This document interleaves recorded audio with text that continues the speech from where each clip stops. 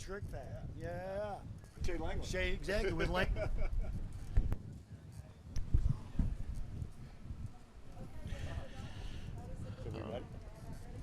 All right then, folks, we're about to go into the open women's slalom.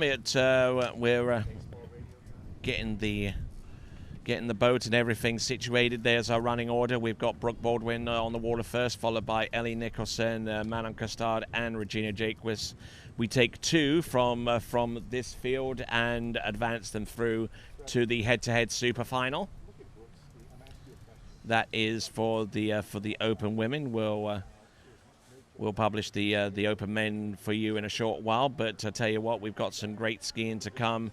And here is the format from here on out. Top two open women go into the head-to-head super final, and the top two open men go into their respective super final as well. So, a lot of great skiing to come. And we've got some folks that are going to slot in and join us. So Wade Cox is here on the announcing desk as well. We'll also have Ben Favre as well, calling some of the action.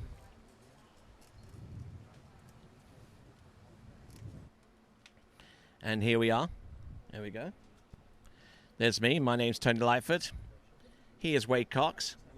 And here is one of those fabulous trophies that they'll be awarding to the winners of the respective event. This is produced by dbski.net. You can check them out by going to that website that I mentioned, dbski.net.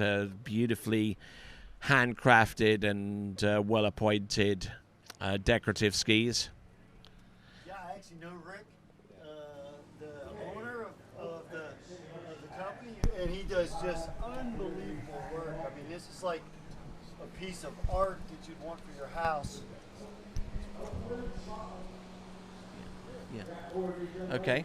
So, and I understand, Wade, you actually know the person who is involved in actually making these DB skis. Yes, his name is Rick Bone, a skier from up in Michigan, and I've seen a few of these skis over at Will Asher's house. Sort of the same, and I'm a little bit jealous because right. I don't have one, you know, and I want to earn one the old school way. So if I come out of retirement, Rick, this is what I want to win, one of these things. Let's go, Coxie. Bring it on, man. Let's go. I'm with you. Hey, let's do it. When someone saw my post that I was coming to the Malibu Open, they said, hey, I hope you ski good. And on the way here, I could barely pump gas, right? You know, much less ski. You know, I'm getting out, my back hurts, my hip hurts. Yeah. So, no, I'm here quite comfortable being a water ski fan.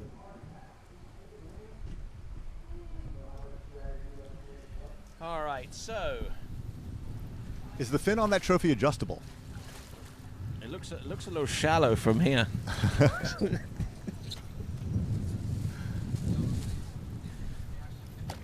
So look, Brooke Baldwin's our first skier. Let's talk a little bit about her. I mean, 2-3 years ago, she's running 39, youngest person to ever run 39. And she's kind of struggled since then a little. Not struggle, but look, she's making finals and stuff. She's still a threat. But what do you think you're seeing change in Brooke skiing over the last year or two? Well, I think, she's in college now. I've seen it with some athletes where they get so good so fast, they don't know how they got there. Yeah. And all of a sudden they're really good, and they're like, okay, they start struggling. Well, how did they get there? They don't know. Yeah. Sometimes they just get there on just raw talent. They may be riding a perfect ski setup for their sort of movements, and they, blow through 3 or 4 levels that most would really struggle. Well, now you're good. Well, now what do you do? Yeah. How do you do you understand what you're doing? Yeah, you see it in every sport. That sort of beginner's luck, if you will. You have all that success. Unconscious competence, right? No, you don't know what you're doing. You're just doing it good. Backing it up once you struggle. That's the art of becoming a professional. Yeah, no doubt. And then that's the reproducibility that makes a champion, right? I mean, everybody can get lucky and win once, but to be able to do it time and time again, that's when you really learn to win and learn to become a champion. All right, then, and just been informed that this is the last round where there could be a potential challenge for the rope tension leaderboard. $500 cash prize for the strongest pull of the event. Currently, that sits with none other than Freddie Winter. So the last the last few skiers in the slalom event, it's either now or never if they want to take down Freddie Winter in that category. All right, let's have a look and see what Brooke Baldwin has in store for us. Opening pass. I mean, I love Brooke's starts and onside, but this offside, it seems like she's not in sync with her ski. That the ski's kind of sliding down course on her, and she can't get the rope, and the ski's really not coming through the turn. It's about 3/4 of the way through the turn when she gets the rope, and she's trying to get it to move through quicker. Tailwind on the opening pass seems to have gusted up a little bit, something that the skiers have to pay attention to, but something that they don't necessarily have to overreact to either. I was just going to say that, Tony. That's definitely the most significant gust of the day. So much that it's going to make this any pass into the wind or with the wind as a tailwind, we say, more critical than it certainly would be otherwise. Little gust there, Romes. Yeah, with the tailwind, you get the wind is pushing you, so you arrive at the buoy faster than you might think. And then coming back into this big headwind, you have to work harder than you normally would have to work. And then once you release out to the buoy, then you're not going to be out at the buoy for as long because the wind is then slowing you down much more. And don't forget, this is Brooke Baldwin's third set of the day. She slalomed earlier on this morning. She went in the under-21 girls competition. Now this is her third set. And I noticed that after that opening pass, she'd put a little bit of a back stretch going on there to try and ease the fatigue that she's probably suffering in the lower back right now. Let's have a look. Brooke Baldwin. Ooh, and she'll have felt that one. Off buoy number 4. Was early into 5, almost too early, and look at this. Well, Ben, based on your comments about her 1-3-5 there, and then Tony, you notice in her sort of a stretch at the back, you could see off ball 3, her back foot actually collapsed. Yeah, it was a full. No longer was necessarily a management of that. It literally collapsed. But you can just see how much wind is blowing right there in the middle of the course. Oy. Yeah, you see it right there. Yeah. She was so much load that she just had, or fatigue, Tony, as you've mentioned, all the skiing she's done, that she just said, hey, I got to let this go. But she knew she had enough speed and direction to still finish the pass. That ski not finishing the turn the way she wants it to, it gets the ski stuck underneath her on that offside turn. So then on her onside, she's fighting to advance the ski. And I think, that combined with the headwind at 3, the ski got stuck under a little bit. And, she adjusted at 5 and got the ski back out in front. But, I mean, that she's got to fix that offside turn and get that ski moving through a little quicker. Easier said than done, of course. We'll see what Brooke Baldwin can do, and she's also trying to stretch her shoulders out a little bit more as well, even around that turn. So she might not be at 100% fitness coming into this pass of 38 off. We'll see how she handles number 1. Round number 2, a little bit of a slide on 2. Good to go round number 3. She's throwing everything and the kitchen sink into this run. Long pull round. Oh, and that could have been dangerous. That's a real bummer. Sort of same as we saw with Charlie Ross earlier.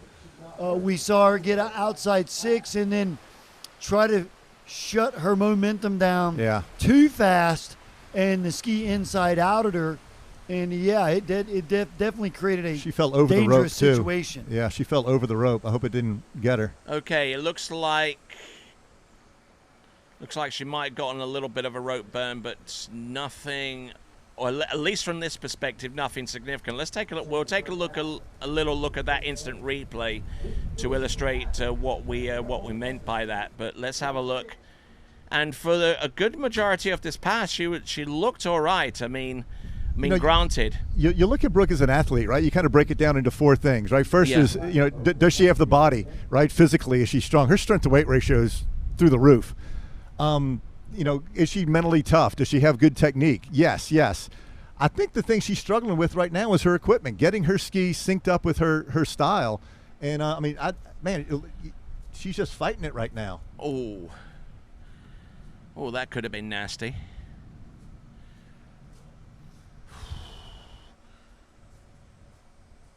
Yeah, she raises her hand to the boat. I mean, that boat was like heading back to her like super quick. But we'll take a look. This is going to be the more telling view of Brooke Baldwin at 38 off. She'll score 5.5 for the effort.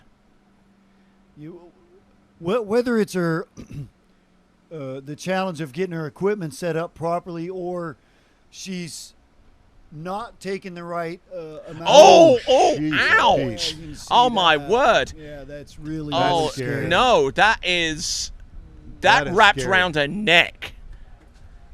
That is scary. Oh my word! Yikes! She dodged a bullet there, my friend. Oh yikes! And the boat crew actually had the best look at it too. That's why the boat raced back to her. Well, you could see all the way until she went into the water. That's why the skiers will keep the rope in their hand, because she was able to actually get most of the pressure away from her, even though she'll have a severe rope burn. It didn't. Yeah, and she knew. She's looking. She knows that it almost half hitched around her body, which is really, really, really scary. Yikes! Oh, I made my heart skip a beat when I saw that video. You know what I could be saying at this point, but I don't want to. Yeah. Well, that's the problem with those things that you mentioned. Beside and her competitive spirit, is that she was able to keep herself in that pass in a 38 off tailwind all the way to 6-ball with basically mistakes galore, if you will. I mean, she was never in that pass, she's right? Just that good, but also it puts you in that dangerous of a situation, because when you carry that much outbound speed and you got to shut it all back down and try to get back to the boat guides, then the rope becomes our biggest obstacle. Well, a big roll out to roll tide to Brooke on that, and hope she's okay. But man, what a talented young skier! And when she gets things sorted out, I think there's big scores ahead for her. She's a trick skier. She's a grade 3 event skier. Cat-like balance. Her strength to weight ratio is through the roof. Man, great future ahead for her. And she's young. I mean, she's a baby still. Yeah, she is a baby. Yeah. Allie is a collegiate national champion and an under-21 world champion. And a recently qualified RN. And yes, exactly. A working girl. She's a registered nurse and a recent graduate of Florida Southern College down in Lakeland, Florida. Oh, look at this. 32 off 13 meters. Her ski looks really nice. Working it, nicely done. Solid skier. Good effort there. This far end, that headwind is kind of funneling down. It's going to really make the pullouts critical, and people are going to have to move down their pullout on this direction coming back to get good starts. And getting that timing right is going to be really important for everybody as the rope gets shorter. Well, Kelly Slater, greatest surfer of all time. The other pro surfers, they say, what does he do better? He can read the wave. And basically our challenge in short line skiing is really reading the wind. Yeah. They talked about Dale Earnhardt Sr. being able to see the draft, and so that's, if we talk about our sight line and where our eyes are, if you come around the island and you see a gust of wind like we're feeling right at this moment, then you know, oh man, I've got to make adjustments. And then your adjustments may be on the fly, one buoy to the next as well, based on, oh my God, the wind just let off, or it just gusted up in a huge way. It's blowing right now. All right, here we go. You see the wind got her right there, pulled her in. There we go. On the dock side, we got Manon Costard getting ready to go. But this is Ellie Nicholson. Her brother Zane Nicholson is along the shore side checking in. Oh, nicely done. Originally from Gallatin in Tennessee, this is Ellie Nicholson. Looking all right there on that second pass. It's looking really solid. Adjusted well to getting pulled in on her gate, and just used experience to get through it. Well, I was at the 2018 Collegiate Nationals down in San Marcos, Texas, and as I mentioned earlier, all three of the ladies made 38 off in a lot of wind like we're seeing right now. So it's certainly not out of her wheelhouse. She's already made a 38 off tailwind this morning, but I think we got a little bit more wind than we even had this morning. Yeah, for sure. She drives her hips. Look at that, the way she drives her hips up off the second wake to keep the ski advanced out in front of her.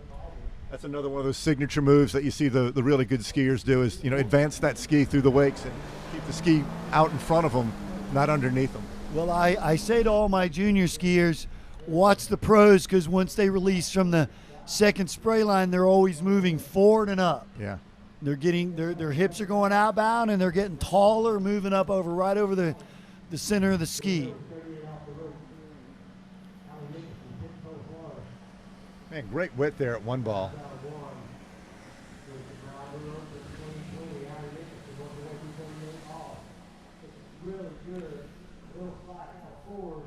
Hooey. Nice. Get after it. Yeah. And she takes the lead. Good job. Yeah, no, I sort of wasn't surprised at all, based on, as I mentioned, she's a tough kid, skied in a lot of windy conditions. She executed that really, really nice.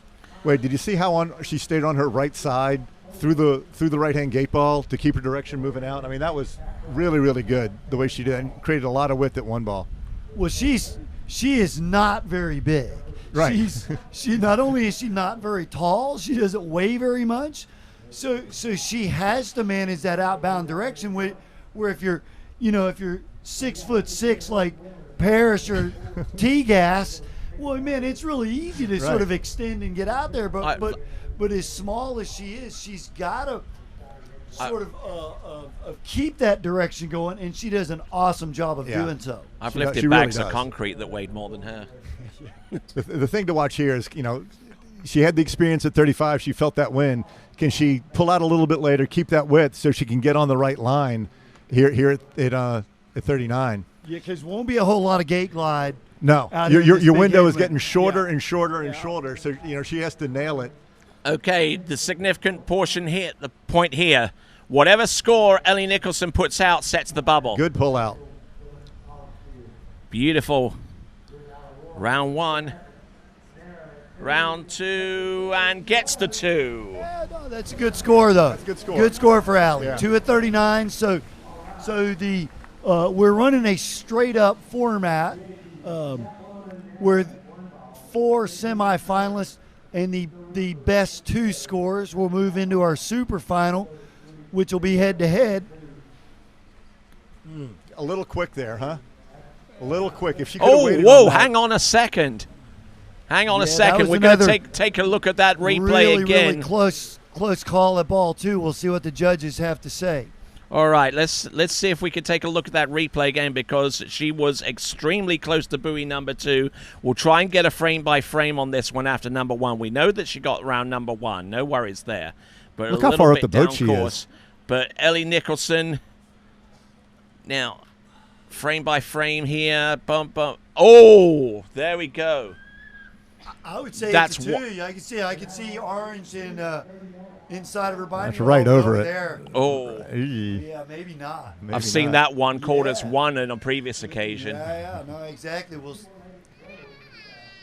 see what the judges have to say. She's a great little skier, though. I mean, But she like you tried said, to sell the super two, I efficient. know that. Well, you mentioned that her outbound direction. One of the older guys I'm coaching says, well, it seems like she almost old school pulls longer.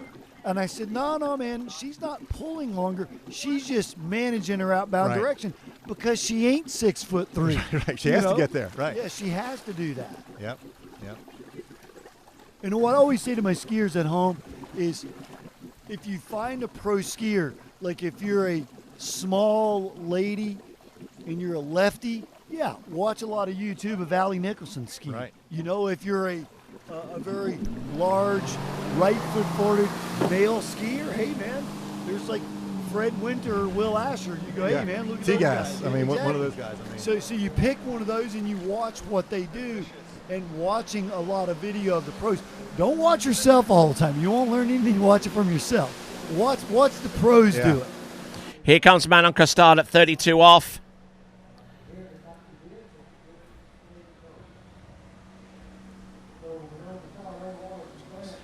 Watching her go from one side to the next.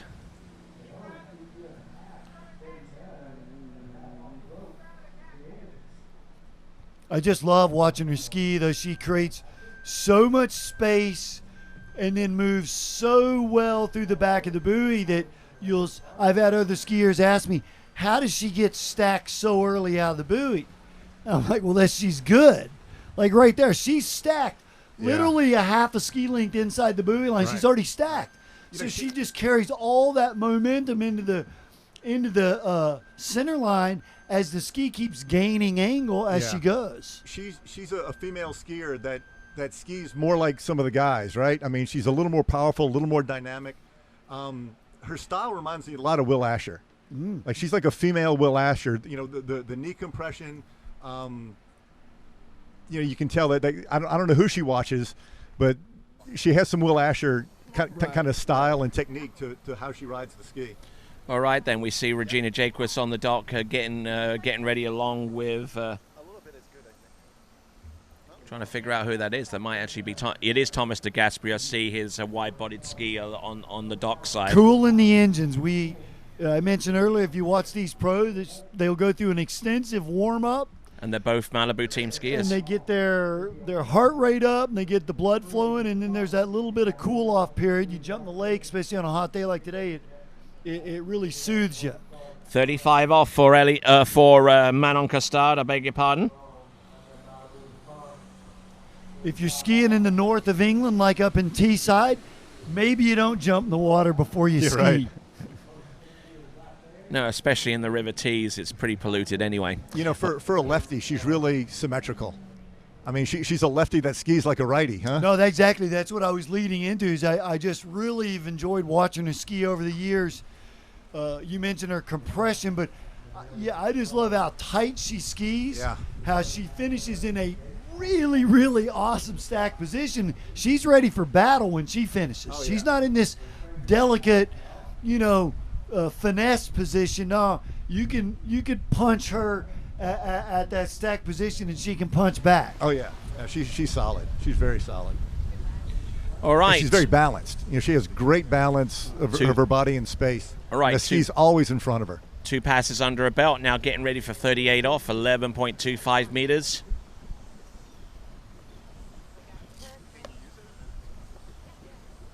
And See. this should be same with we saw Allie finish the 6 at 38 or 11 meters. This should just be some routine work for our world champ. She'll have to execute, but certainly not out of her wheelhouse at all. All right, here we go. This is 38 off, 11.25 meters. A pass, a need to get pass.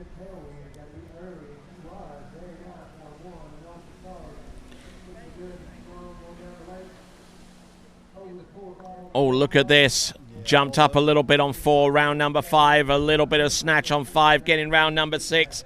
All right, and good effort there for Manon Costard. Yeah, she was all over that, Tony. By the time she finishes at 2, you're going to see just how much angle she had.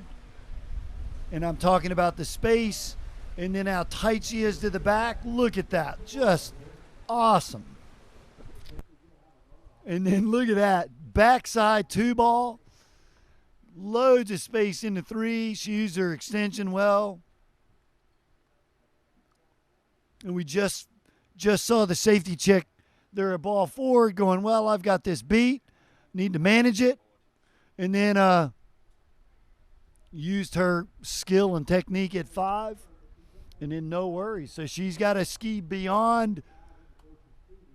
What did we get as Allie's score? Was it 1 at 39, Tony, or did we get? Looks like it was 1 at 39 for Ellie Nicholson, which means that the Manon Costard has to basically get a piece of 2 to advance. So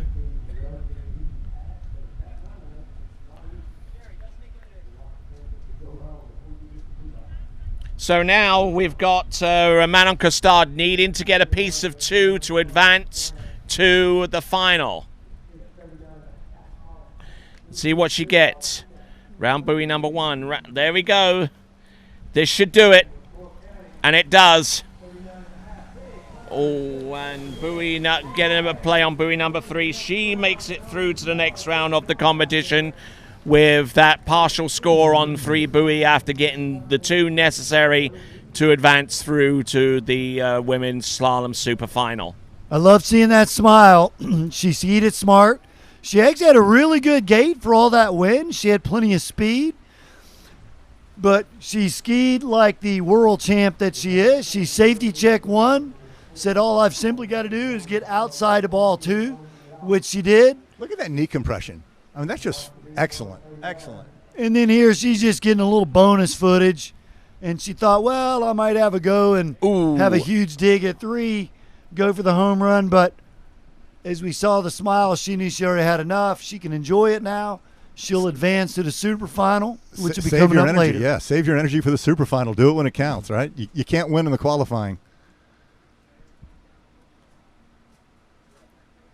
I mean, the more I watch her skiing, I mean, that's, if you're a female skier, young female skier, and you want to model your technique after someone, she's, especially for a lefty, I mean, she's a great person to study because she's so symmetrical, so well balanced. She does a great job of keeping the ski out in front of her.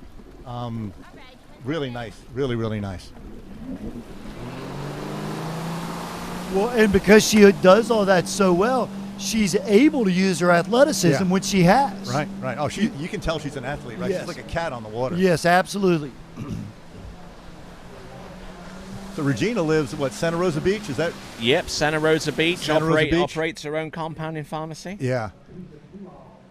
Here she comes. 32 off. This is a normal opening pass. We were talking about Brooke struggling to be in sync with her ski. Watch how connected Regina is to her ski. I mean, her body and her feet and everything, they all move as one. I mean, her line stays tight. She manages the line really well. Look at this width she has at 1 ball. And the ski just keeps moving. All right. Totally in sync. Nicely done. 130, 5.4. Quite powerful. Yeah. And the only skier actually in this competition, depending upon wind conditions, that will actually have a plus setting on their 0 off. Really? Yeah. Wow. When you give Regina a hug, it's like hugging a snake. I mean, she's so strong and powerful. There's just muscles everywhere. I mean. Well, and she transformed her body, too. Oh, yeah. I mean, you could just see her get stronger and stronger and getting leaner as well. Yep.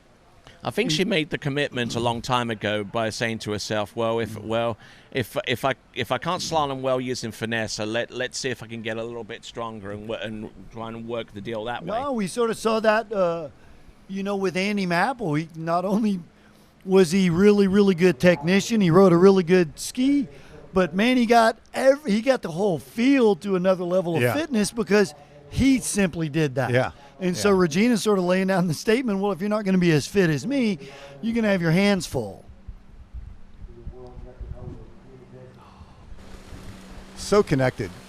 Looking good. Looking in good shape.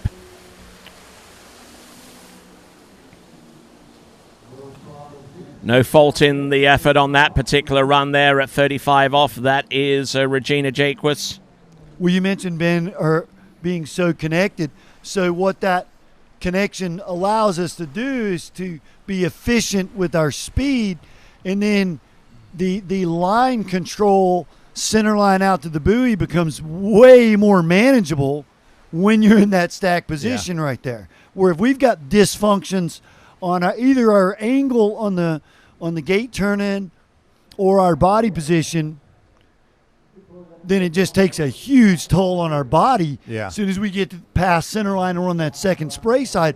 But when you're as stacked as she is, you don't have any of that tension. The load is lighter. Bingo. Coxie, that's such a great point. All that power from the boat is going right down the rope, through her hands, through her shoulders, straight into the ski, and instantly getting acceleration. There's no break in the chain, right? That's it. And it's just a beauty. You can see it when she hits it. It's instant energy. Yeah, and that's that strong back. If the hands are core. engaged against the rope or the feet are engaged against the ski, it doesn't allow all of your tools to work properly. The other thing to watch about Regina's skiing, she does a lot of things well, right? But watch how little time her hands are off the handle. I mean, it's just like bam, bam. She gets her width and she's back on the handle. Right there, boom, straight back in. Nice skiing. 38 off. Knows that she's got to get all the way through this pass. Pass that she's run a number of times, but knows all too well how predictable things can get. We're just seeing that, how little time she's off the rope. Well, what the stack position on the way out and the line control on the way out allows is for her to be stacked, same as we talked about with Manon, really early off the buoy. And then if you don't engage with your feet, the ski, as the ski designers have designed, to turn back into center line, now all of that stuff is sort of spot on. And then better yet, we're going to get a little fuel injection from the Malibu to give us that boost. You know, the ZO gives us that boost when we load it. So if the skier times that up properly, they're literally coasting out to the buoy. Yeah, just keeping the line tight, keeping their shoulders moving. Moving forward and up. As you see, staying stacked, staying connected, moving forward and up. Now we're right over the middle of the ski for the ski to do its magic. All right, back in the booth, there is Ben Favre, many-time professional tour competitor and winner of a few stops, as a matter of fact. Wade Cox right here as well, as an equally fantastic skier from back in the day with many Pro Tour stop titles under his belt. This is 39.5 off for Regina Jaquess. She managed that gate really well. She needs to get more than this one, which she gets, and the super final is going to be between Regina Jaquess and Manon Costard, and just to put the cherry on top of the proverbial cupcake, it is a 6-buoy count at 39. So Coxie, all I can think of is, Regina's so dominant right now, is, would go to a Pro Tour event, would ski good, run a good score, and then Andy would go out and lap us, right? It'd be like, oh, well, he just put us all in our place. I mean, that's what Regina does every round to everybody. I mean, she's so dominant, so strong, so powerful. And don't forget, she's run 39.5 off in every round so far. Yeah. Including this one.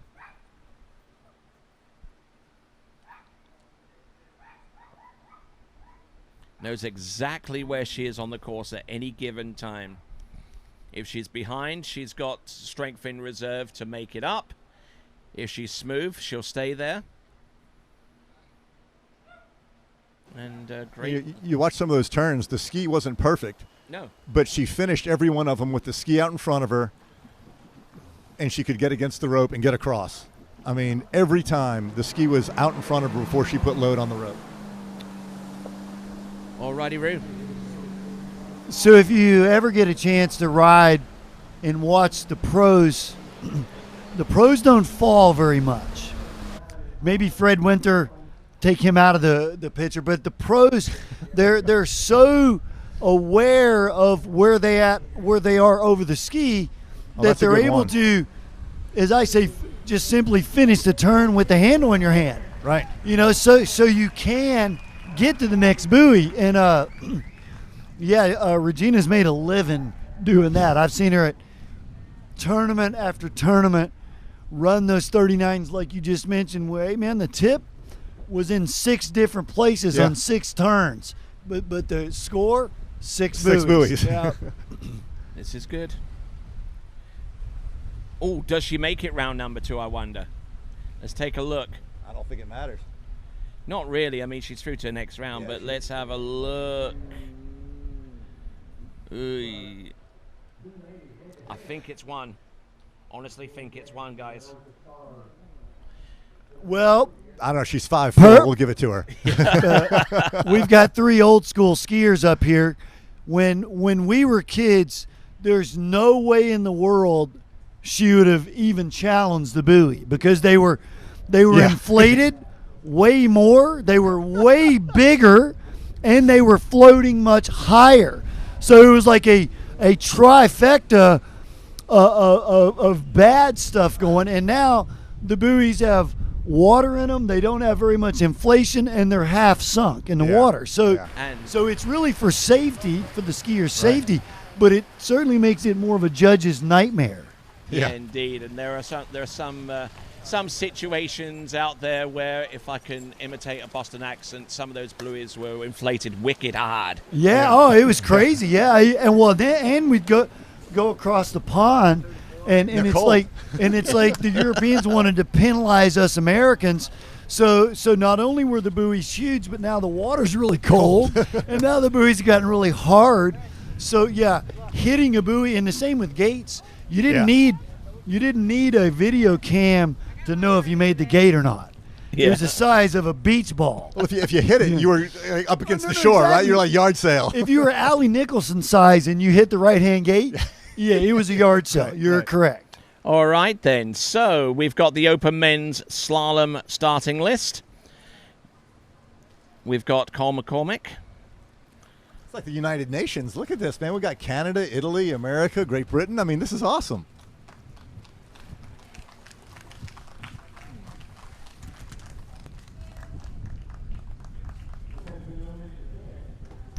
So those are the skiers, and actually we're going to go with Thomas de Gasperi first. Well, he ran the 1.5. Right? Yep, he got the 1.5. Yes, same format. Our 4 semifinalists will go straight up, as we call it.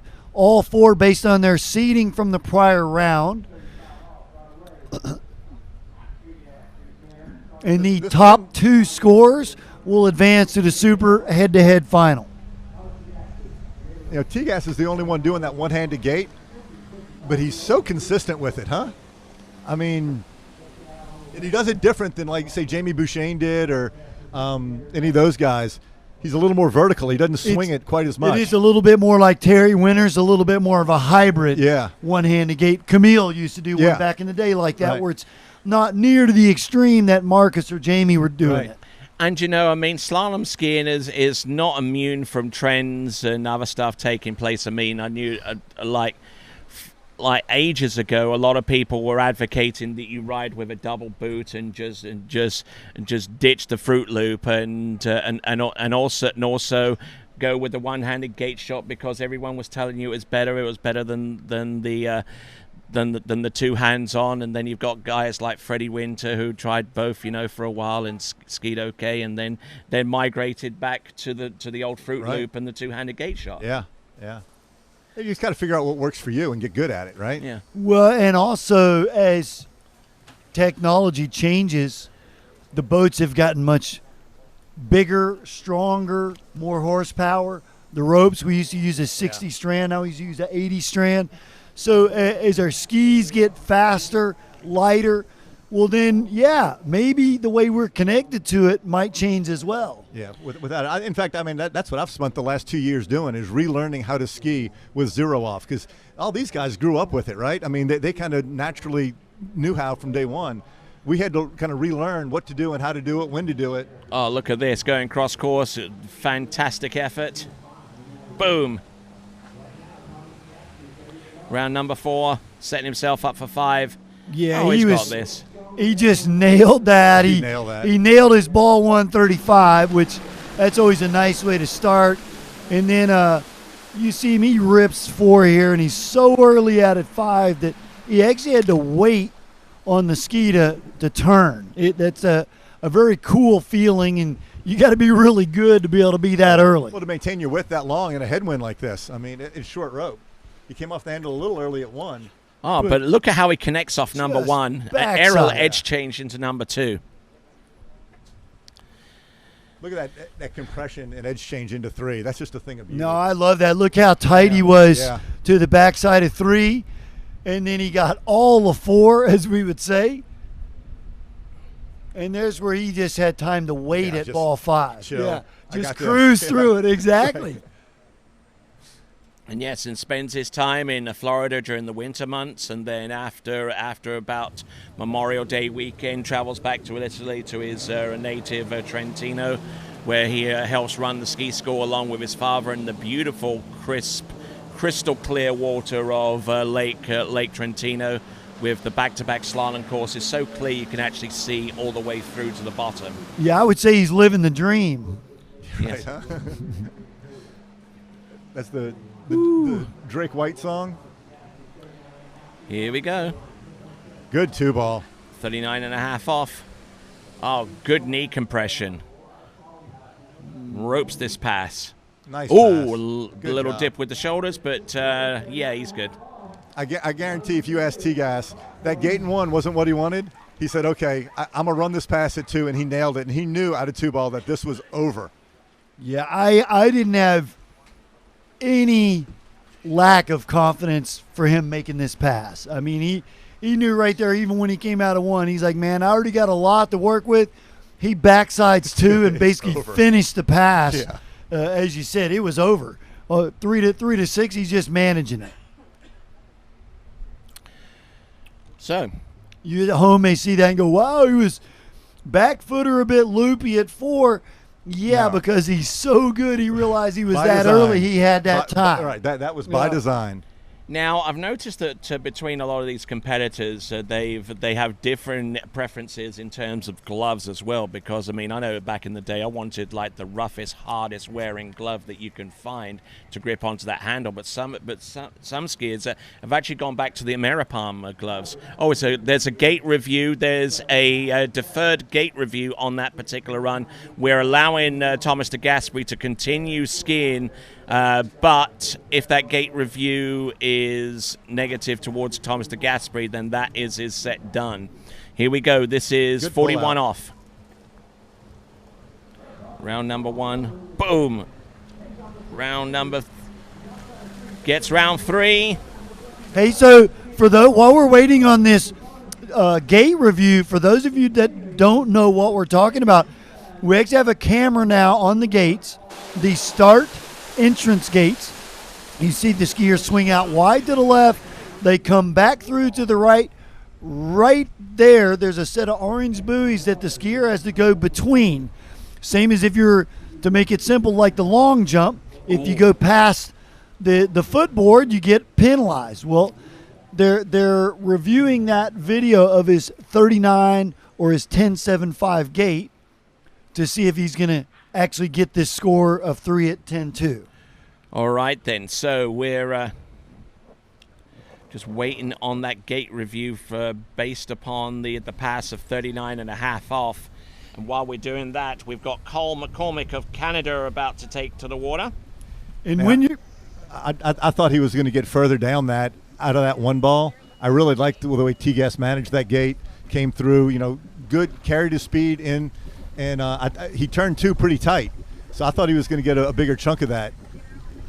I think sometimes we saw it maybe with Will earlier when they hit the hammer when you've got that much excitement in your body and you hit the hammer off your heel side, sometimes it can be too much. Yeah. You know, you overload it. You know, exactly. You get back in, you go, man, if I would have just chilled out, I would have been in a better situation. All right, guys, we got the word from the officials. No gate at 39.5 off, which means that Thomas de Gasperi's score is 6 at 38.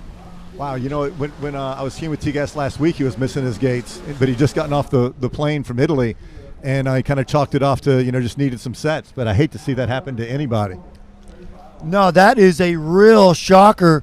We have Thomas de Gasperi with 6 movies at 38. No continuation, they'll call it, as a 0 at 39.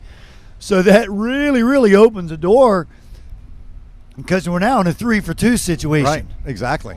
Okay, so we're going to take a little look back at Thomas de Gasperi's pass at 39.5 off. We still have the replay for that.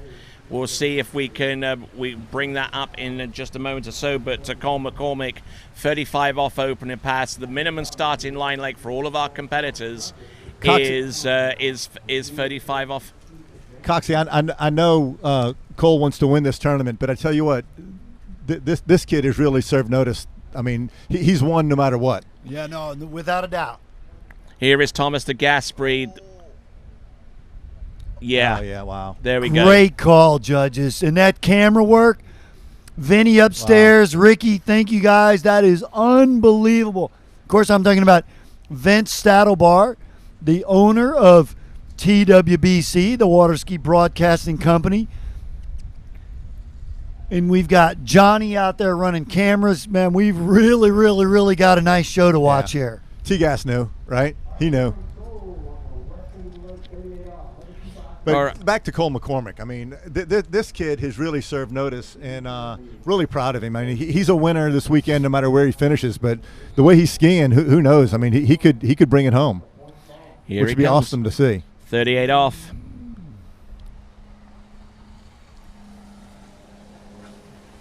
Has to run this pass and establish a score of 39.5 off to establish the bubble score that the remaining 2 competitors have to beat. Yeah, on more on that, we've got a young man that's 9 foot tall, beating on his chest here.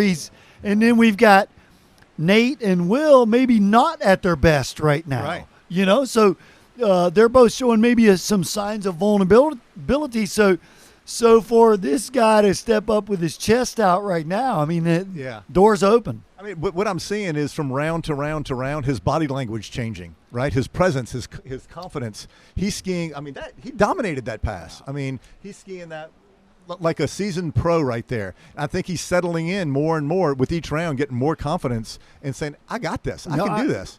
I watched him in his body language. Well, watch him at Travers and LaPointe ski park run 3-4 at 41 in not so nice conditions, and you're not going to be given that score. Right. You got to go out and earn it, and that's what he's doing. He's earning it, and the more aggressive you can be, as long as your hands and your feet are quiet, the more angle and cross course speed you're going to get, which he gets tons.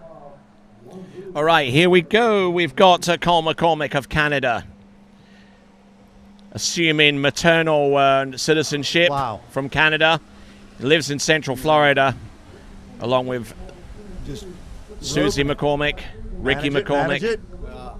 Look at him go. Great job. 39. Wow. All right, nicely done. I love it. Good on you. Yeah, sort of the same as I felt with Thomas. Even though he got his gates pulled, we're going to maybe have more of a micro eye look at his right-hand gate here. But I didn't expect anything less than this. I just thought he would dominate it, which he did. Backside of ball, too. A lot of angle, tip down, rope tight. Watch him manage this 4-ball, right? I mean, he's in the pass. He knows, you can't try to get too tight here. Look at him, wait on the line there. Check swing, get over there. I mean, that's just great skiing from a young guy. And I'm sure that both Chris and Jennifer LaPointe are absolutely loving this right now, seeing what he's doing on their product right now. Well, when I was on the Pro Tour hanging out with Susie, Cole started showing up to all these events, and he's just this little guy. And I had kids that are similar age to Cole, so Cole became my buddy. When my kids weren't there, and he we was, got ducks at one ball. I was hanging out with him. So it's awesome to see him, performing, at the heights that he is now. Yeah. Impressive showing. Impressive showing. Nice pull out. Look at him get on his front foot there. Drifted in a little bit. Ooh. Oh, good one. Oh, look at that number one. Round number. Oh, gets on the good foot here. Come on. Look at this. Come on, get after it. Oh, inside four. He's wow. Nice job. Well, we'll wait on that score, but because we got to see if he got 3 or 4. But I tell you what, irrelevant. He put a score on the board for the boys to beat. Yeah. Because we got the 2 best guys in the world sitting down there going, wow, that's a big score, man. That was huge. That was sweet. And he was in that, right? I mean, like he turned 2. Ooh, look at that number well, one. what we saw him do there is instead of moving back, he moved forward through it, and you could see him really close nice at ball 2. Yeah. We're getting the official reckoning. They believe it's 3. Let's have a look at this. Ooh. Yeah, unfortunately, I think he's going to get 3. But we could be creating another tiebreak situation, or he could have just punched his ticket to the super final. Oh, yeah, Right, absolutely. right.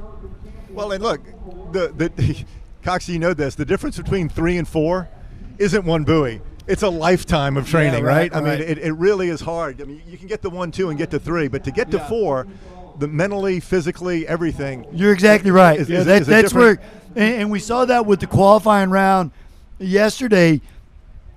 Is getting to 3's quite easy.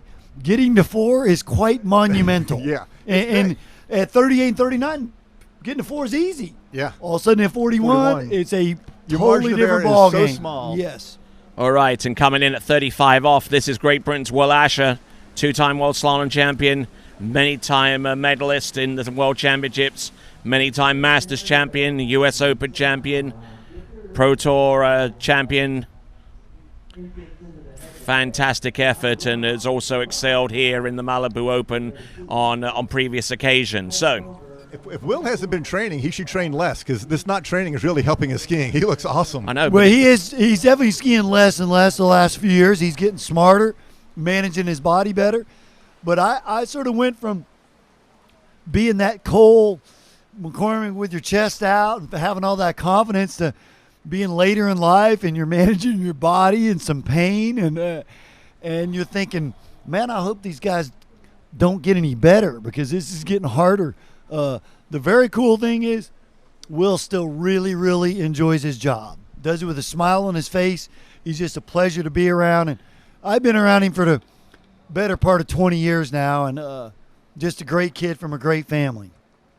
And all these top pros are so approachable, such great guys, and they all get along too, which is a cool thing, you know. And amazingly humble. Yeah. For to be as good as they are, right, and as talented, they know they're, a lot of them got college degrees and can go off into the corporate world and get paid a ton of money, and they're like, you know what, I like what I do. I can manage my time and my effort. And a former skier and graduate to the University of Louisiana at Lafayette. This is Will Asher. Entrance gates. What a one. That's so pretty. Nice. Look how tight this line is. He is totally synced up. Yeah. Not even breaking a sweat at 38 off. And I mean, this is energy conservation at this point. 35 off, he's actually skiing that a little narrow and underpowered. But 38 off, ramped it up a little bit, and the result is the same.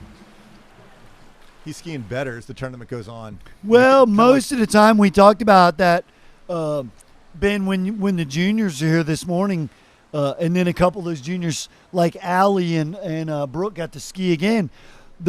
Most of the time, the more you get to ski throughout a tournament, the better you get. Yeah. You're getting. I keep talking about the visual and your sight line. You start coming around the island, and you already know exactly how much the wind's blowing. You feel it. You know exactly how much you need to go, to where all he's simply doing is managing the pressure on his feet and the pressure on his hands. Those are our two attachment points. He's got his visual. He sees it, then he feels the pressure on the rope, pressure on his feet, and he just manages that really, really good. And hello, it looks like we got a Cole McCormick fan here, former Louisville Cardinal kicker and former Philadelphia Eagle kicker David Akers. Just checking in on the action. Thank you very much, sir. Willie, 39 tailwind. Look at that width at one ball. Wow. Oh, look at him go, Will Asher. That's about as good as it gets at 39. Just cruising That's it. about as good as it gets. Oof. Nice. Will does such a great job of letting that ski carry all the way into the white water before he puts load on the handle, and then he really just loads it up and then rides it out. So nice. I mean, if you're a skier out there wanting to know, what's the one thing I can do is watch how he does. Look, there's nothing on the handle until he's inside the white water. I mean, if you can learn to do that, your score is going to improve. All right, and another celebrity watching in on Will Asher, Mike Hazelwood. He was a beast on the slalom course as well as the jump back in the day. And I mean, I remember one time Mike Hazelwood at a Marine World not only jumped to the title, but also slalom to the title as well on that 4-buoy course. Slalom at Marine World was a trip. We got another gate review, Tony. So we're probably going to get to see some of our cameraman's handiwork here and see our guys upstairs, their super slow-mo work. Will, same as with Thomas. If they pull the gate, that puts Cole in. He will It does. continue. But, yes, if they pulled his gate, that means Cole is already punched his ticket to the super final. As is, he needs to score more than 3 with Nate still on the dock. Here comes 41 off. Continue. Cole's in. And it's half a buoy. And that looked like his binding released, huh? Certainly looks like it. I think his forward momentum was such that it's what caused the release, meaning the ski literally stopped in its tracks, gripped too much. Yeah. He just Bit buried hard, the a bit hard and tip, quick. got all of the ski in the water in too short amount of time, which creates a lot of load. Drifted back. Look, his window closed on his gate there a little bit.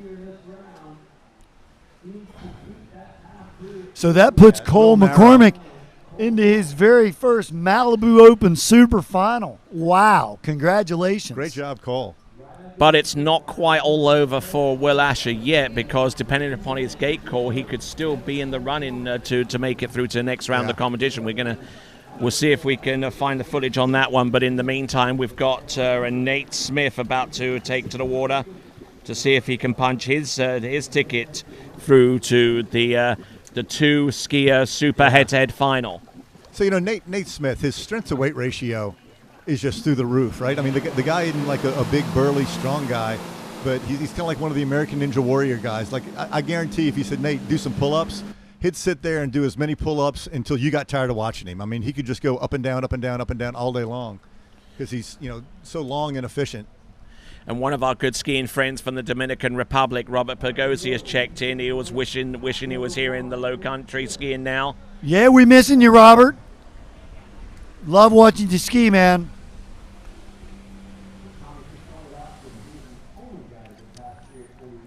Coxie, I was talking to Kyle Tate earlier today, and the thing that just amazes me with Nate is his ability to consistently reproduce where he gets, and how he gets on that early line. I mean, a lot of us pull out, we turn in, and we hit the line we want to be on through the gates and into the course, 25% of the time. He's doing it 75, 80, 90% of the time. And even at short rope, when your wind is even smaller and narrower, but he's able to get on that line more consistently than anybody. Well, if you watch him from the boat, which I've been fortunate enough to do so, and it sort of goes across the board for all the pros, they get almost the identical pull out on the gate, or their first move when they have to go left. It's almost like a basketball player shooting a free throw, or like a tennis player just making their serve. They do that so efficient and so consistent that then they're getting the same look on their gate glide for their gate turn-in. Right. And then if they're, which he has, really good hands, really good feet, and really good vision like a car racer, well, then you see your lines there waiting on you, and as long as your hands and feet allow, Right, you can just stay on that line. you're going to go right to that same stack position. Okay, here he comes at 38 off. Looking in good shape.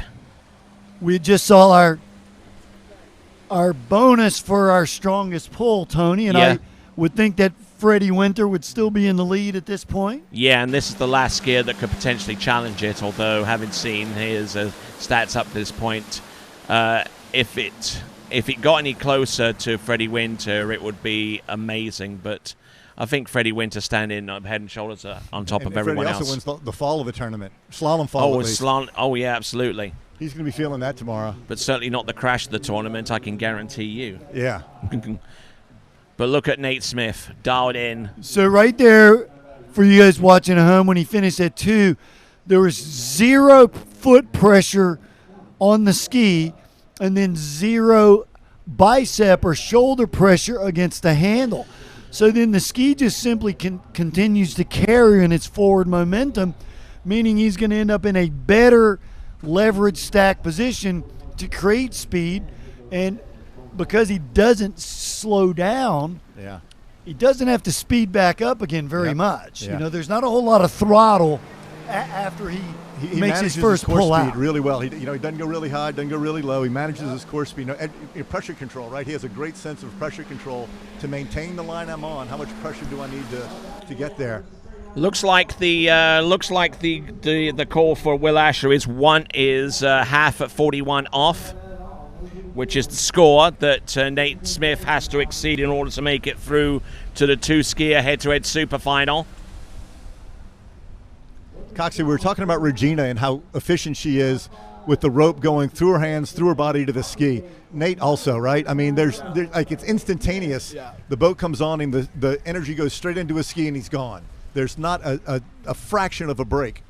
Well, for those of you that do this sport at home, if I talk about, the stick and ball sports, meaning when we make impact. Bennett referred earlier to, not only do we have the ski that has a given amount of flex in it and the rope, but now we have our body to manage, but now we've got that pull from the boat to manage. But if we line all of those up, well, the amount of power that we create is unbelievable. And it's actually really, really fun to do that, because same as if you've hit a golf ball or a tennis ball and they say hitting it pure, it's actually on your easy swings. Yeah. It's not this big monster swing with this balanced in no, sync. no, man, your Right. grip is really light. So same, we talked about his hands. His hands are light on the handle, the feet are light in the bindings, allowing the ski and the boat to do their magic. All right, so the lead score is 3 at 41 off. This is 41 off now. He needs more than half a buoy What do you give him? to advance. Let's see what he's got, Nate Smith. Oh, He knows what he needed to do. Yeah, plus he had a smart move. Couldn't win. Smart. if you feel it now, there's a bigger Yeah. gust of wind that we had, and it's right at the point where the pre-gates are, where he made his gate pull out. So he did the sort of wily veteran move, going, "Hey man, let's take the super final and have a shot at the title versus And eliminate myself." And communicating with the boat. Guess what question he asked? What did Will score? Right. Now that's a smart move, right? Because he saw Will go down. He's saying, okay, it's a little windy, a little rolly down here probably. I don't want to stick it trying to run the pass when I only need one. No, yeah, you always want to double check. We're allowed to. We can ask the boat judge, and if the boat judge doesn't know, most of them they will relate it by radio straight to the tower judge, who's the head event judge, and they will then go, yeah, Will's score was half at 41, because it is huge in our psyche of what do we got to get. All right, then. Now we're going to go into our next event in just a short while. We've got Manon Costard versus Regina Jaquist in the super final. And then we have got Cole McCormick and Nate Smith in the super final for slalom. And all right, so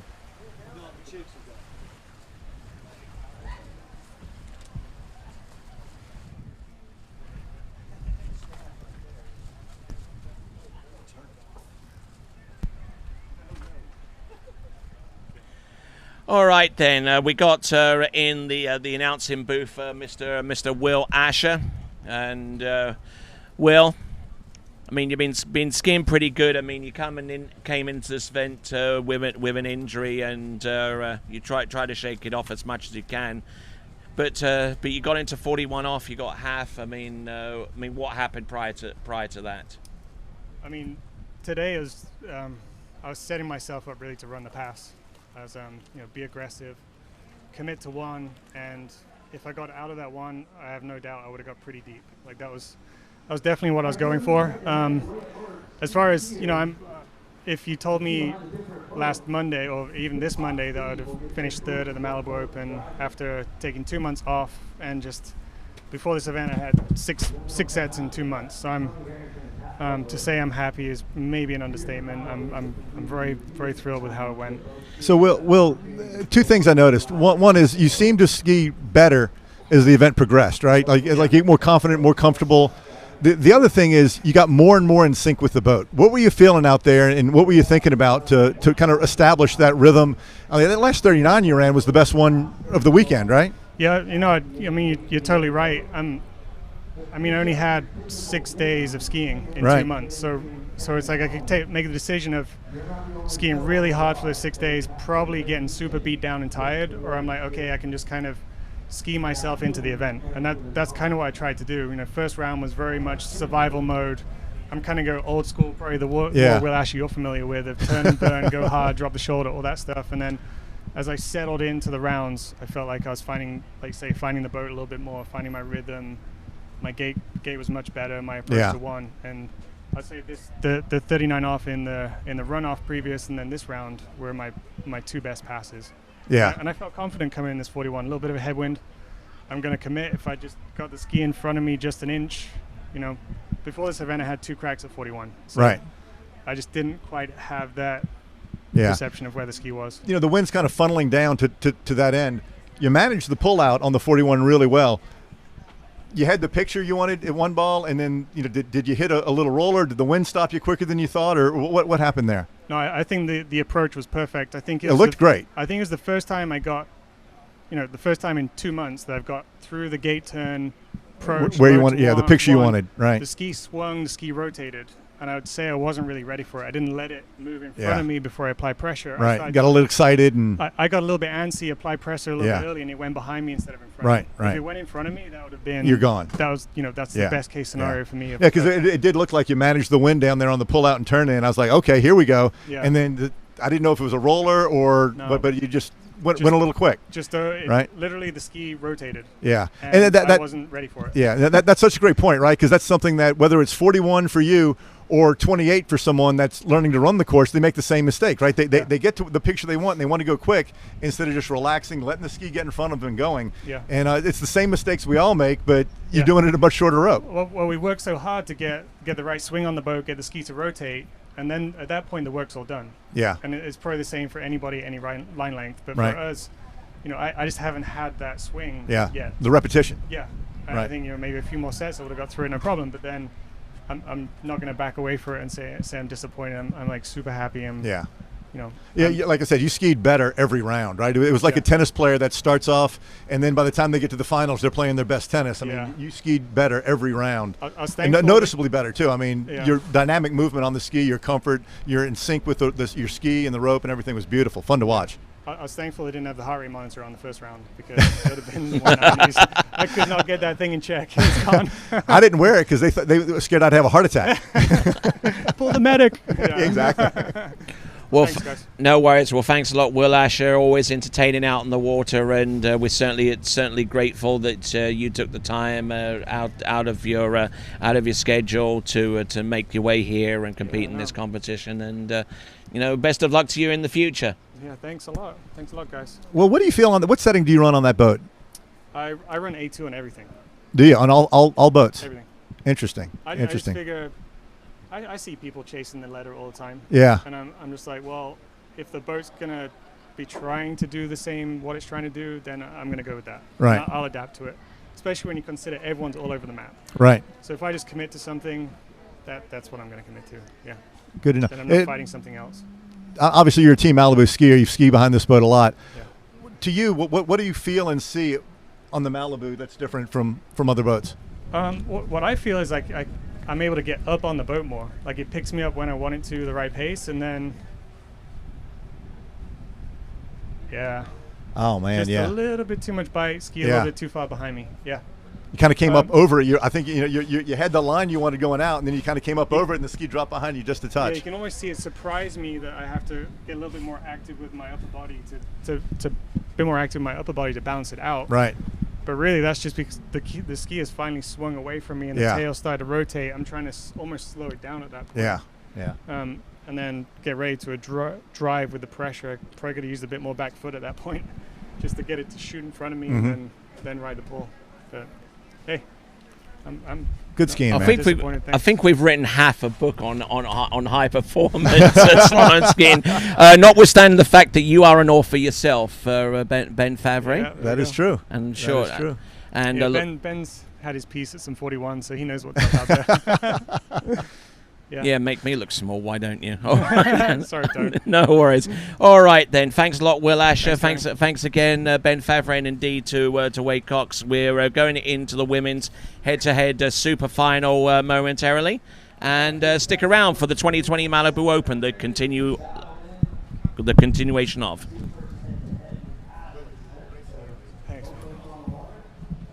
Okay, and just as a quick reminder, now that we're done with the eligible rounds for the rope tension, Freddie Winter has won with the rope tension, so we just need to give him that rope and give him some money and send him on his merry way.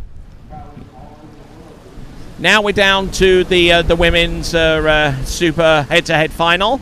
Manon Costard versus Regina Jaquez.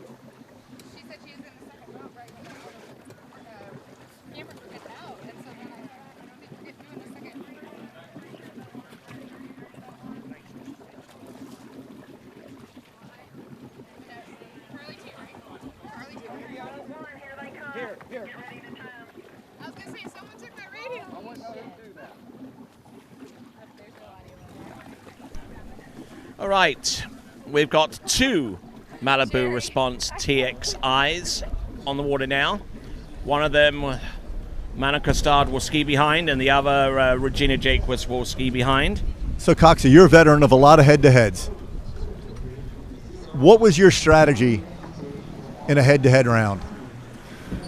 Well, your strategy goes to almost like making the cut line. Right. Is if you're getting to go second, you know exactly the buoy or the quarter buoy, the half buoy that you've got to make. So, all of a sudden it goes from a 6 buoy course to a 2.5 buoy course or a 1 1/4 buoy course. So it's got like a first down, but you don't need to score a touchdown. Right. You just simply got to get a first down. Right. So I think it's same as tennis, the most pure form of competition.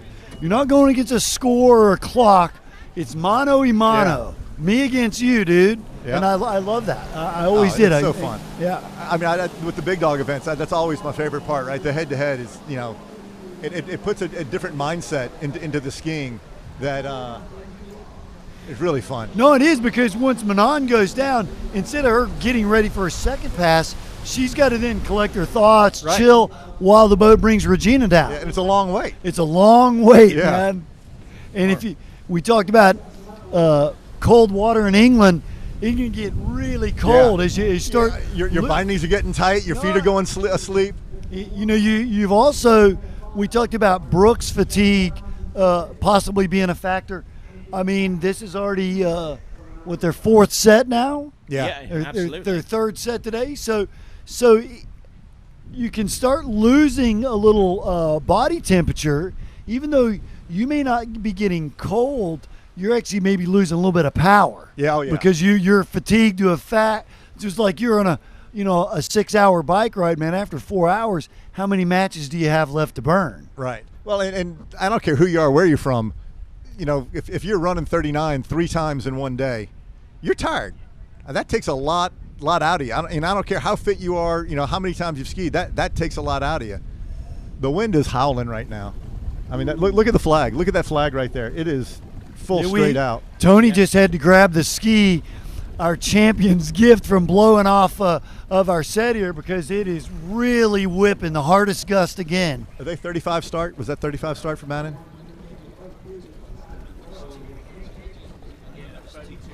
32 starts. Okay, 32 off start. This is a good battle right here, right? 2 world champion slalom skiers. 2 best in the world. 2 best in the world, without question right now. Without question. Like you said, they have to be a little bit tired right now. If they're not, Superhuman. Yeah. All right, then, here we go.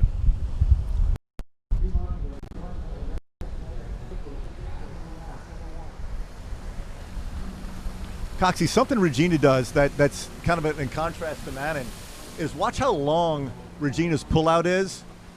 It's a really long, slow pullout, versus Manon has kind of a shorter, quicker pullout. No, I've seen that. I've actually I've mentioned that to Regina, that in a battle to conquer 41, that maybe being a little quicker on that might be sort of the breakthrough move. Yeah. Exactly. Free her up a little sooner, if you will.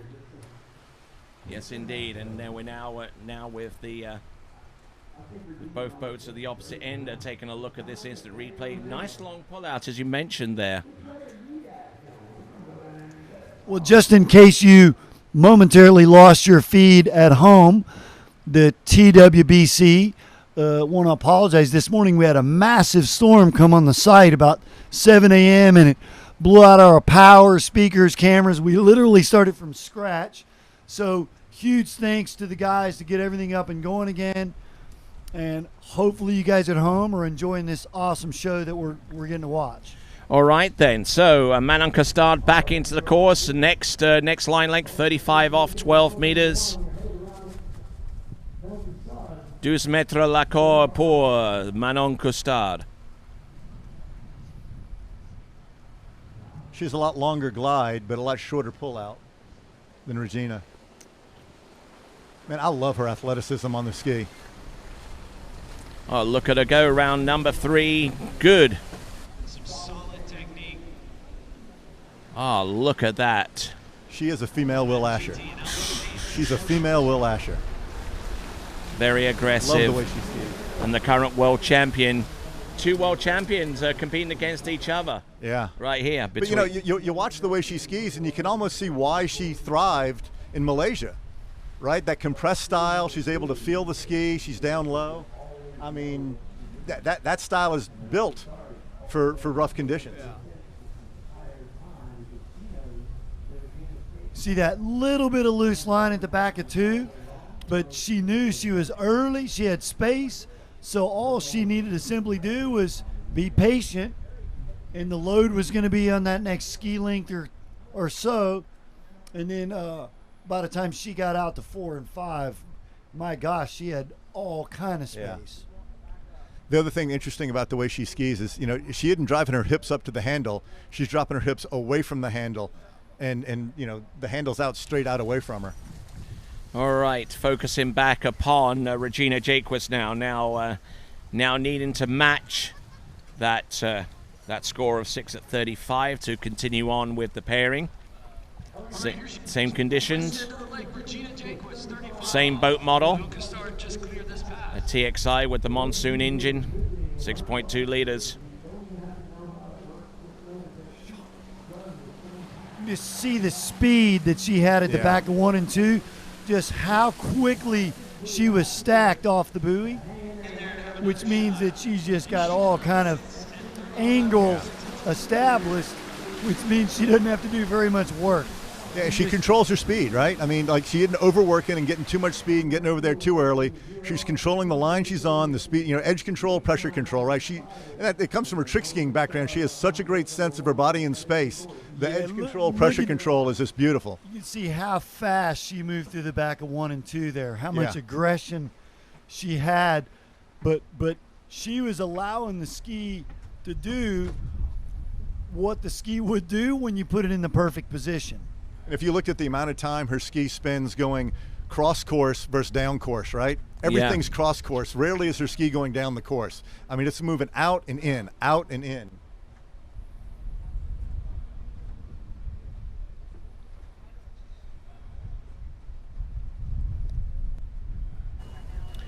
All right, then both boats at the dock end of this lake, Trophy Lakes here in Charleston, South Carolina, on Johns Island. Venue for many a world record and many a Malibu Open Championship. Manon Costard, 11,25 m. Backside's 1.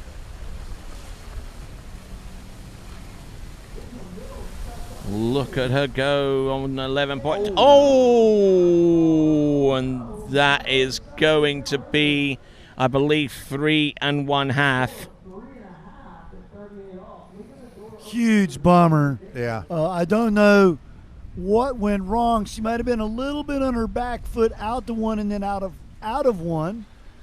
But yeah, I thought she had. Oh, took a big hit there. I thought she had enough space there at 2 and 3 that she didn't need to panic here at 4 like she did.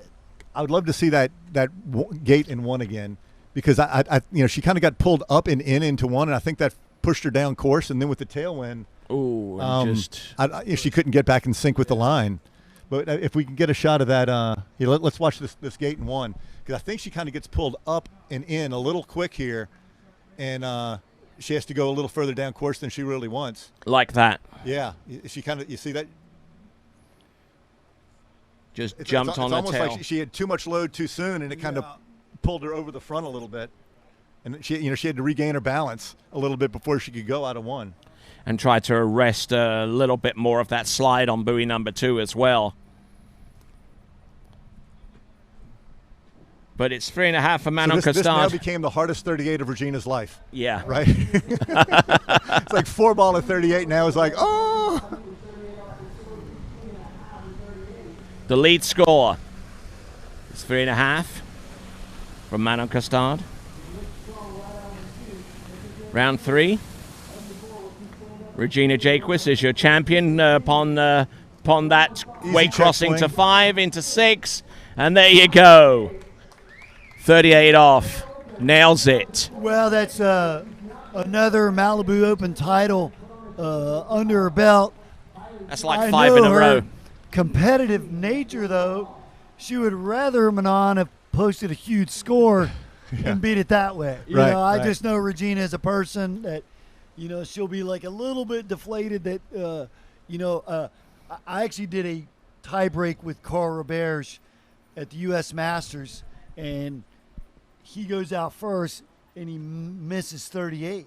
We'd both just run deep 39, and he skis back into the dock, and he just winks at me, and he said, "Merry Christmas, Coxie," because he knew he'd just basically given the tournament to me. And then, in a way, when Manon messed that up at 4, I mean, it was just basically a gift wrap for Regina. Yeah. You know?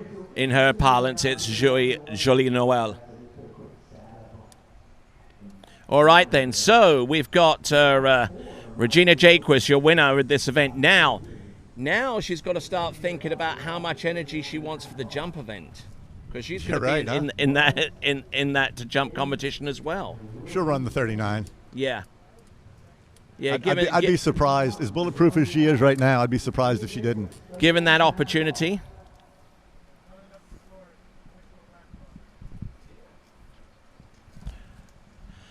All right, so coming in at 39 and a half off. Looking strong on buoy number 1. Solid. She has run 39 and a half off in the previous rounds. And guess what? She's run it in this round too. That's awesome. She's just dialed in on that pass. Getting after it. Dialed in. And she will pull out and she'll shorten to 41. Yeah, putting on a show.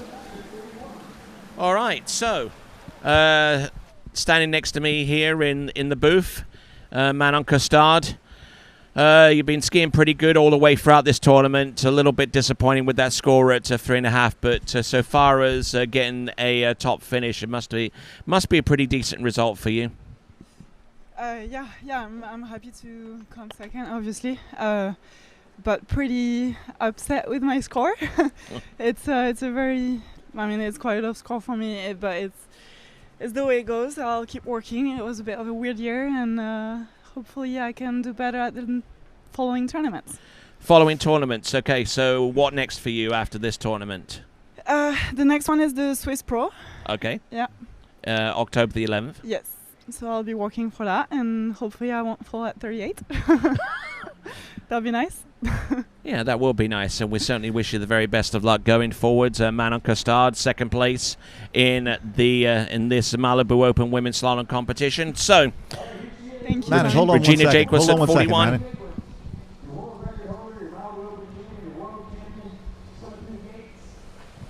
Oh, wide at 1.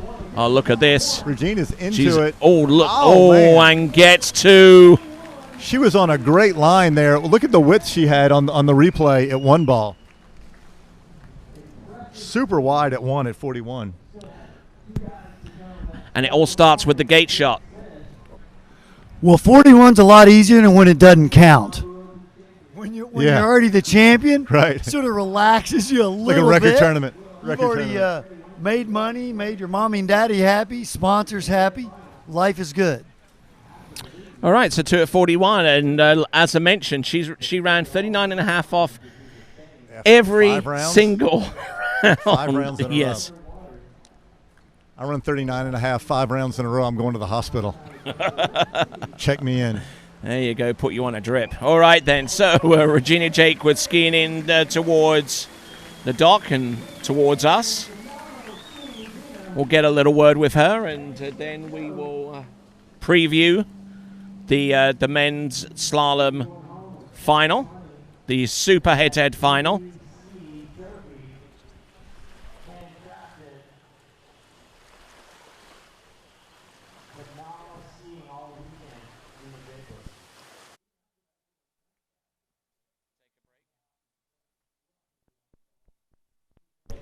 All right, whilst we wait for Regina to come on through, now this is a final pairing that we didn't expect to see when the tournament started yesterday. Cole McCormick versus Nate Smith. Canada versus the United States. 5'11 versus 6'2. 194 versus 163. Look at those zero-off settings. Could not be more different, can they? B3 against A2. One riding on La Pointe, the other on D3. And I tell you, all right then. So Regina Jaquez, the champion, for the 5th straight time. It's a good habit. I like it. Yes, indeed. And I mean, coming into 38 off. I mean, you must have thought, hey, Christmas has come early. Well, no. I mean, as an athlete, you know, you always want to go out and everybody do their best. So when that happens, you kind of know Manon's skiing good, and you're like, well, the tailwind picked up, so it's going to be a challenging one, is kind of the mindset. So, you know, it worked out for me in the end, and I was really, you know, had a really good team and support with Malibu boats and my good skis, and it's just been like a phenomenal year for us, and I couldn't ask for anything better. Skiing So, really good Regina, I know you've been skiing with Jay Bennett a lot, and you know he's known as a great jump coach, but he's helped you with your slalom some this year, and the level of confidence you have and the power you have behind the boat is the best I've ever seen from you. What's Jay working on you with? Yeah, I mean, Jay's really, I mean, put the jump aside, he's really great at all 3 events, but he's one of the best that knows how to prepare you off the water too. So it's been a lot of off the water things and trainings and mental establishments that he's put in place for me. So it's been a really amazing part in my career, because so late in my career I'm still learning, which is the amazing part, and still learning and getting better. Right. So that's been a really cool experience for me. So I do thank the Bennett crew for that. Great job. Thank you. Now, Regina, you're jumping in less than 2 hours, and yet you continue to slalom beyond the 6 buoys at 38. You could have stopped there and saved some energy. Why did you continue? Well, I had the boss woman in the boat. We had Jane, the marketer of Malibu, in there. You got to represent and get her happy. So, yeah, Malibu's done a really good job supporting our event. A lot of the crew is here. And so it's just awesome for them not only to just be involved sponsoring the event, but showing up, participating, and helping us in every way. It's great to have such solid support behind your feet. You got some energy for jumping a little bit? Oh, yeah. Excellent stuff. Well, congratulations to you, Regina Jacques, 5-time winner on the trot for the Malibu Open Slalom competition. Congratulations once again. Great. And better each time.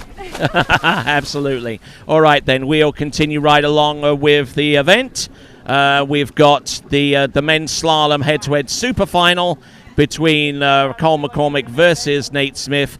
All that to come in just a moment. Just to remind you once again, our rope tension winner is Freddie Winter with his 990-pound effort against the boat. So he wins the Masterline tow rope. The stats brought to you by Masterline. And there is our pairing. We'll be back in just a few moments with the head-to-head final. Let me tell you about the Malibu boats. Boats, that's plural, with the Malibu TXI Response, 6.2-liter monsoon engine, 430 horsepower, and producing 400 foot-pounds of torque. So, that's what we got. Cole McCormick versus Nate Smith. Between you guys, did you expect this pairing? I don't think Cole McCormick expected this pairing. I mean, if you would have asked him, you know, Thursday night, are you going to be in the final against Nate? I don't know if he would have said, yeah, I'm in. Same, I don't think Nate would have predicted his opponent. Would have been Cole. Sort of said, well, we got Will or Freddie or T-Gas. Right. Cole would have probably said, I'll have a little of what you're drinking. If you go based on who skied the best this weekend, I have to say that the case can be made that these two guys have knocked it out the park every round. Well, and per their potential, Cole's skiing at his max potential, if you will. And we've talked about Nate hadn't even run 41 yet this weekend, right. Which, hey, 3, 4, 5 years ago, Nate never missed 41, automatic. Right? It was automatic. So, you know, maybe he's off his game a little bit, and obviously where Cole is on his. Right. So, yeah, no, I'm looking forward. I hope we have a great battle. All righty ho. This is going to be...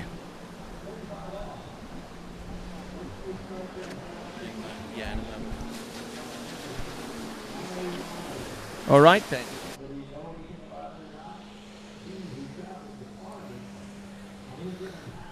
Cole McCormick, 35 off start.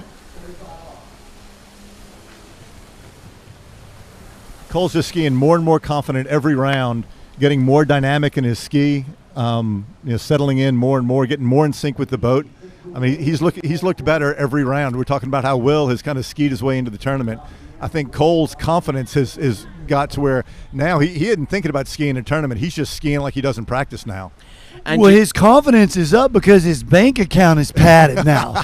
He's already got a nice check. Even if he gets second, hey, that's still a lot of money, you know. He just got out of college. Back up the Brinks truck. Yeah, so, you know, man, I mean, I remember going through these sort of stepping stones that we're seeing Cole going through, and you're standing on the dock going, hey, man, I'm in the final, and I've got money. I can actually, I can eat tonight. I can get to the next tournament. No, it's really a fun deal versus, you know, when you're the seasoned veteran looking to pad your resume, sometimes there can be some external pressures from your sponsor, from your spouse, from your parents. So you're like, you know, you're feeling it. I don't think Cole's feeling any pressure. Yeah, but, you know, a lot of new experiences, right? I mean, his first final, his first super final, probably his first head-to-head of all time, right? I mean, I doubt he's ever been in a head-to-head before.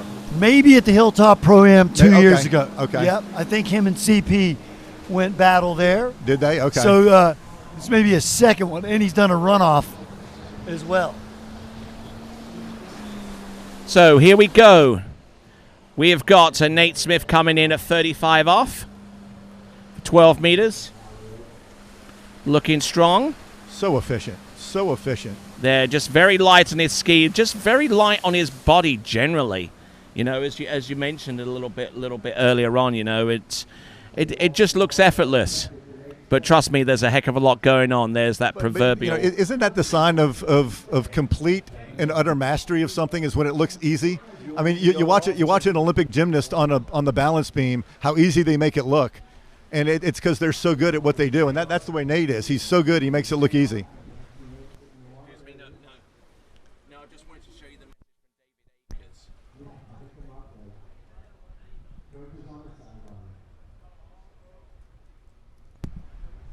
Akers. Shout out to David Akers again.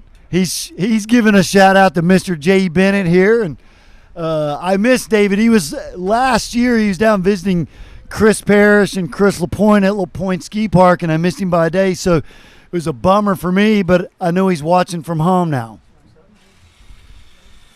All right, so we've got Cole McCormick and Nate Smith both run 35 off. It's not an easy pass to come on. I've actually skied in a pro event in England where I had to go in at 35 off in a runoff, and I actually surprised myself and pretty much everyone there by actually running it. But there you go. Enough of my experience. Here comes Cole McCormick. 38 off. Rope doesn't reach the buoy at this point. And, you know, throughout this competition, he has been the guy that set the bar. He hasn't chased any score up to this point. He's always set the mark. No, you're right, Tony. Every round, he's been the one early out in the round that set the benchmark score.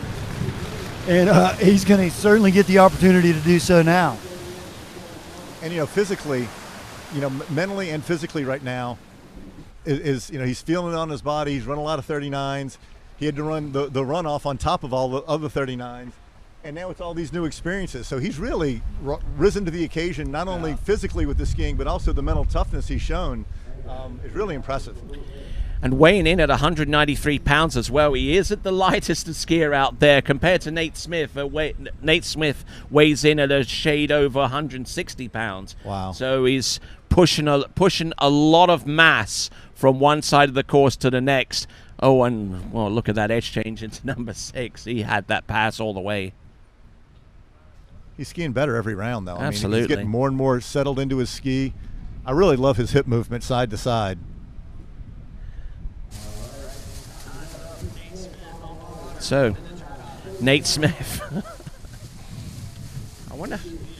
All right, so we've got Cole McCormick getting through 38 off. Nate Smith approaching that very same pass. The wind still very much in effect. The jumpers are going to love this later on. Look at this. Just turning, waiting, will go. Yeah, just so light. His load, he's not pressing on the ski. He's allowing it to ride as light in the water as the ski would possibly ride, which means he's maximizing his speed with less work.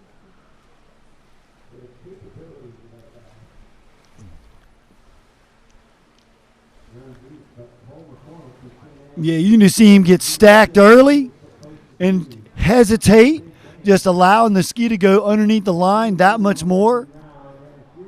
That's the thing that's most impressive about him is his patience on the backside of the buoy. He just keeps letting the ski go around, and then when it's there, he loads. He never tries to load the ski until it's into the wakes and out in front of him. Well, when he's first coming onto the scene, Jim Grew, old school slalom guru, asked me what makes him so good. And I said, well, same as all the other guys, his vision's really good already. But yeah, he's just quiet with his hands and his feet. Simple as that. All right, and lightness on that ski. Now, here we go. We have got Cole McCormick coming into the course, 39.5 off. Nice pull out. Good confident pull out. Good turn in. Great width at one. Boom. Good one. Number one at 39. He's in it. Oh, man. Oh, my word. What happened there? What happened there? It was right there on the back side of us. We couldn't see. Yeah, exactly. Great one, too. Well, you can see on the water there's certainly more tailwind right now than there has been today. So he would have felt a lot of body push. Even though he was tight here and he had good space at 2, he's getting a lot of body push there. You saw him lost a bit of ground. Certainly later into 3 than he would have liked. Oh, that's what happened. Just completely lost his bearing off buoy number 2. The ski just whipped round. Looks like you tried to load a little too quick, huh, Coxie? Yeah, no, exactly. I think that extra tailwind push cost him the space at 2. So he knew he was under the gun, sort of a sink or swim ball 3, if you will.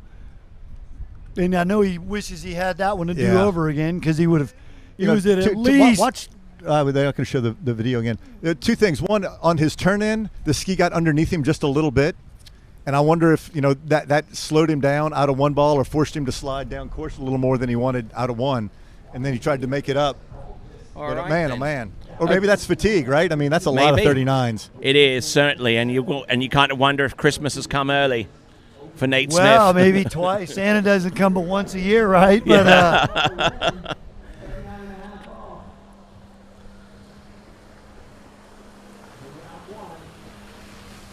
round 2, good to go. Round number 3, a piece of 4 will do it. Nice.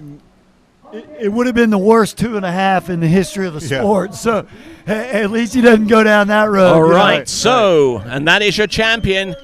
That's your champion there with 6 at 39.5 off. Wow. The wind is just blowing. That's impressive when there's a wind like that going. Yeah, we could say it was a bit of an anticlimactic set of super finals, but what we've had is more wind blow up on the lake. It's coming directly down the lake, and I bet Nate the same. I bet he was glad, same as Regina said, yeah, I'll take those gifts. Yeah. If you're going to get one, you better make use of it. No doubt. Little down course off number 5, however, but he manages to get the ski round 6 by a good couple of buoys before he'd already secured the title. So he gets the top prize. See if he can bust this one out. All right, the pressure's off. He doesn't have to think about standing up 3 ball or anything like that. Now he can or standing up 1 ball to qualify. He can just go for it. I think. Yeah, as we mentioned, we haven't seen Nate or any skier run 41 or the 9.75 meter line. So he's got a big old headwind. I saw him do it one year at the U.S. Open in qualifying round in a wind about like this. So he's certainly capable. Let's see what he's got right here, right now. I drifted in. Was that by design, though? Boom. Wide it, too.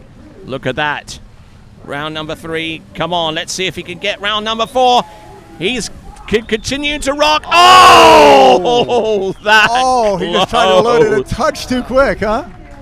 No, I knew as soon as we could see him out on his gate glide, and he made a desperation move outbound to keep his width. And then by the time he got into 1 and 2 ball, even though he was in a good spot in the course, there was so much wind that lack of water speed cost him. Yeah. What a great event, though, huh? Some awesome skiing, really fun. Oh, most certainly. Got a big old gust there He's into thinking buoy it's number over 2. at 2-ball. Oh, look at that. Drifted down course off number 3, but he rescued himself here on buoy number 4. Little on the tail of the ski, a little bit of a delay there into buoy number 5. Got a piece of 5, but unfortunately unable to fully connect. Just that close. Yeah.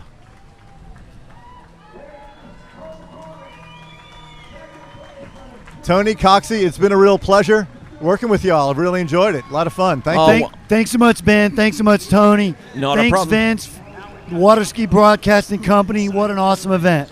All right, and bringing, no worries, and coming into the shore, a runner-up, but I suspect that there'll be some championships coming in his future. That is Cole McCormick, and there is your champion in the other towboat. That is Nate Smith.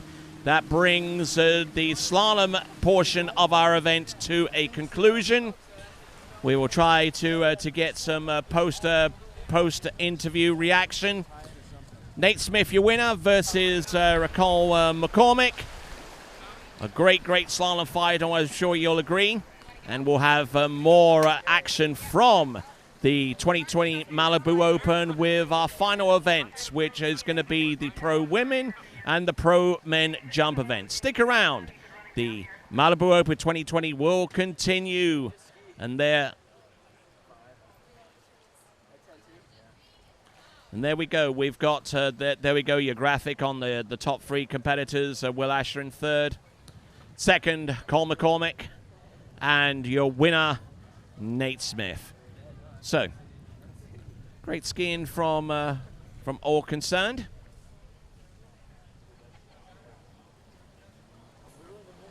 We'll get Nate Smith to the dock, and we'll get a little bit of an inside perspective from him.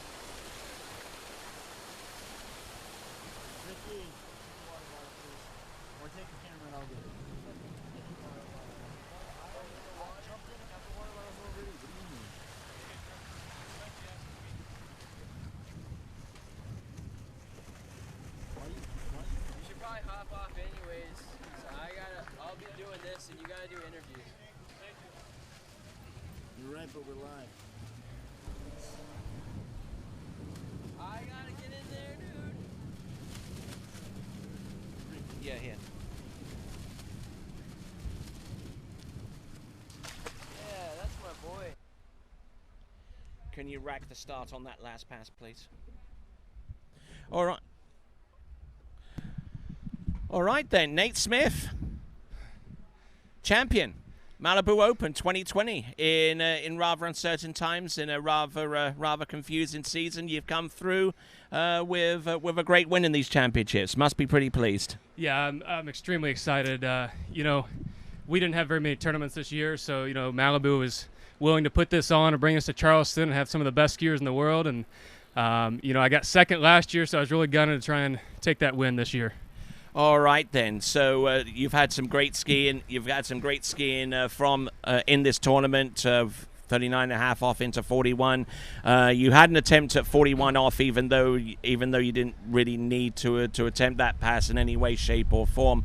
And I mean, the approach into that pass, I mean, suggested by Wade and by Ben, it looked like that whenever you pulled out for the entrance gates right here, you pulled out a little soon and bled off a little bit of speed. Tell us a little bit more. Yeah, I mean, the same thing was going through my mind as well. And, you know, as Cole and I were talking about, the wind's picked up over the last couple skiers here. And, you know, I pulled out a little bit soon, but I thought I was all right. But as soon as I went to stand up on that gate glide, it just stopped. And, you know, I was hoping just to get over to 1 ball, but I was able to come out of 1 okay and had a reasonable 2. But as you can see here at 3 ball, I mean, I'm just pulling all the way to 4, got it turned, and unfortunately just pushing too hard there at 5 ball. But, you know, yeah, they asked me if I want to come back at 41, but, you know, you got to keep going. You can't just stop.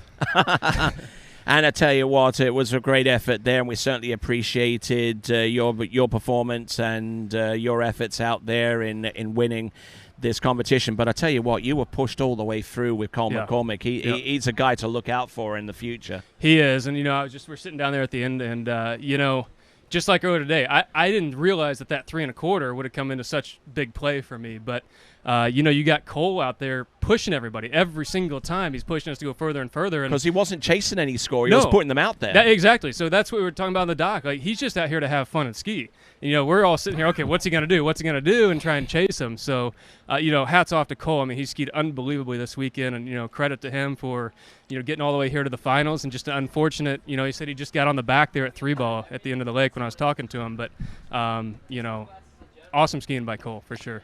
All right, then. So what happens from here on out?